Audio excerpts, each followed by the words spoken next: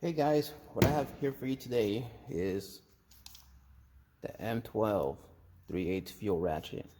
Now, I'm sure you've seen tons of people make reviews of this ratchet on their channel and give you plenty of comparison tests between the Snap-on and the Matco and the Mac ratchets, and they may have shown you a shiny new tool that looked great, performed great, and maybe a day out of the box, maybe they showed you unboxing it in the video.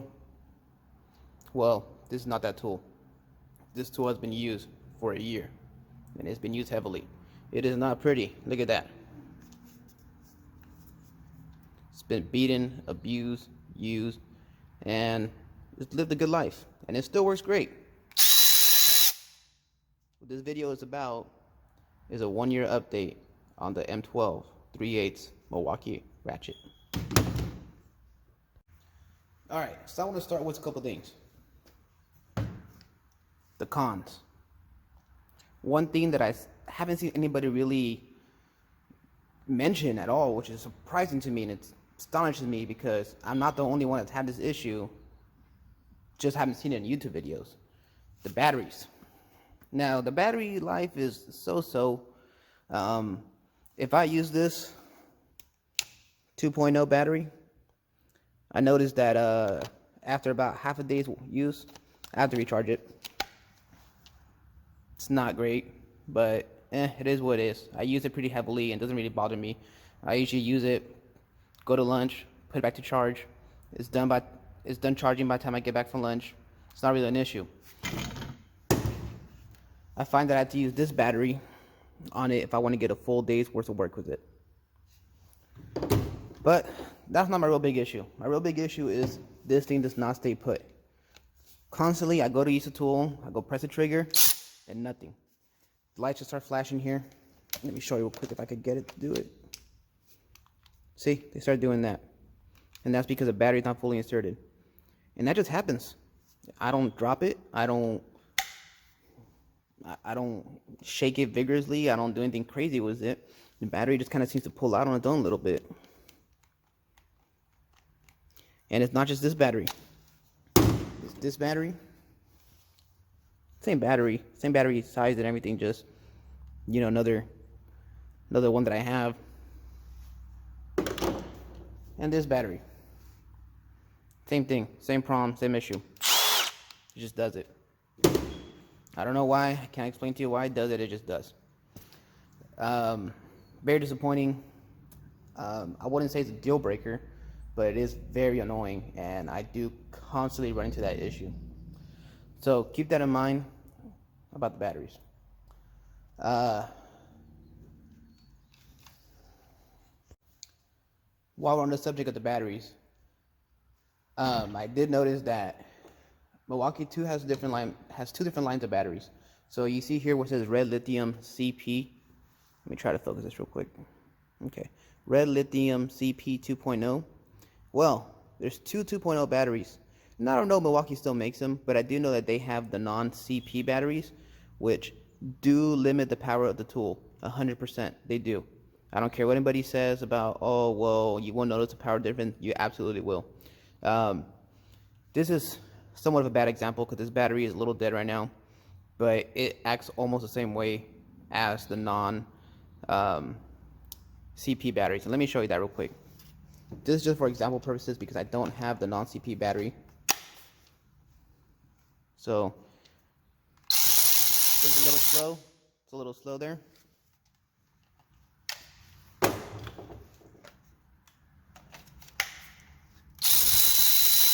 It's a little faster there with the fully charged battery.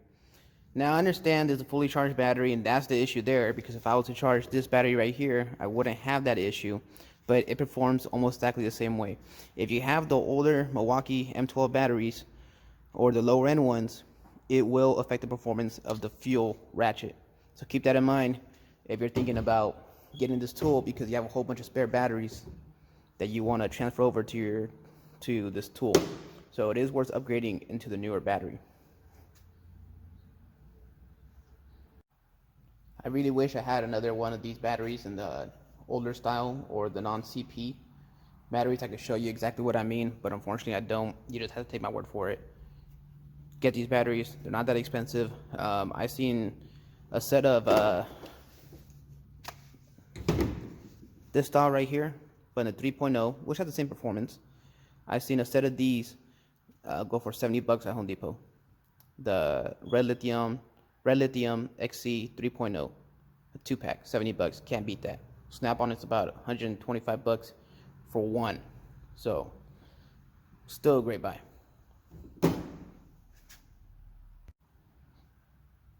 Okay, slightly continuing from the battery.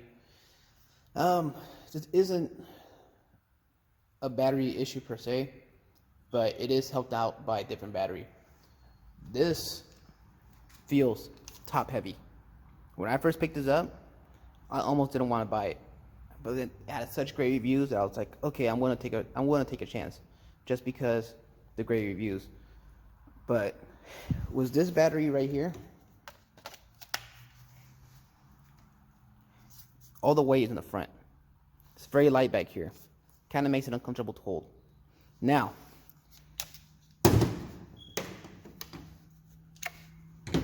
you slap this battery on here.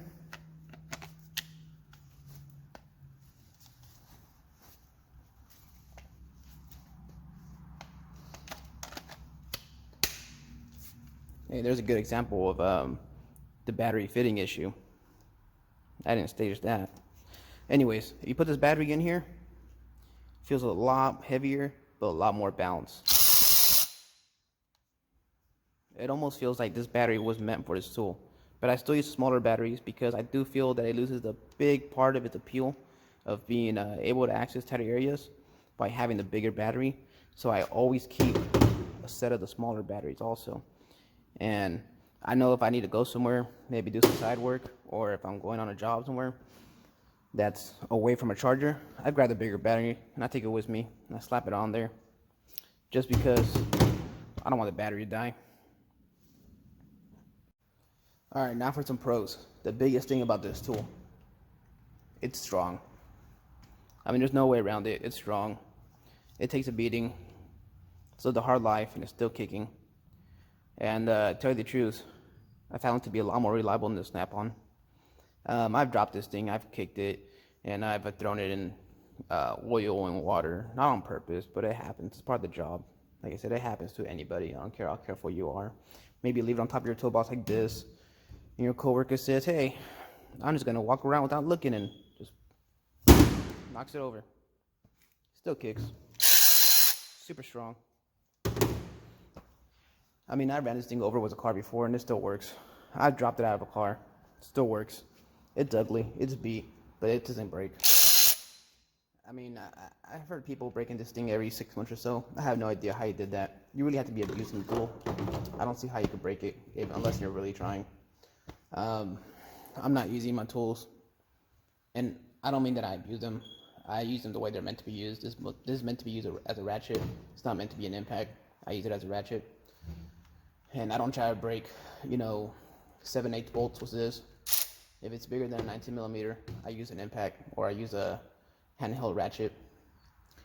But it's held up very well. It's not living a gentle life. I mean, just look at that.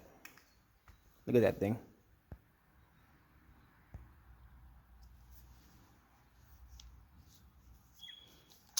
I want you to really appreciate the ugly of it.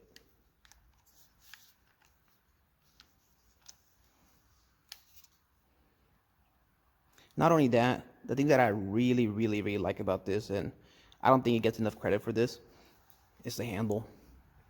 This thing has been in diesel, gasoline, coolant, oil, and hasn't peeled at all. The lights still work. The light still works here. I've never had to wipe this off.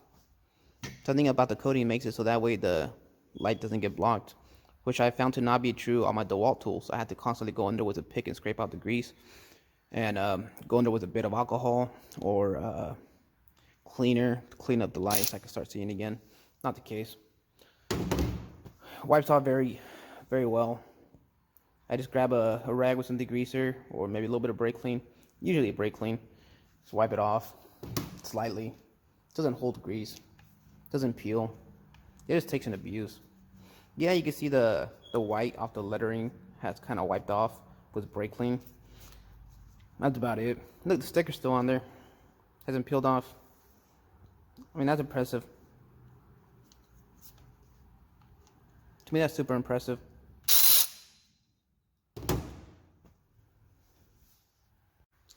Another big thing to note here is that it has not lost power since the day I got it.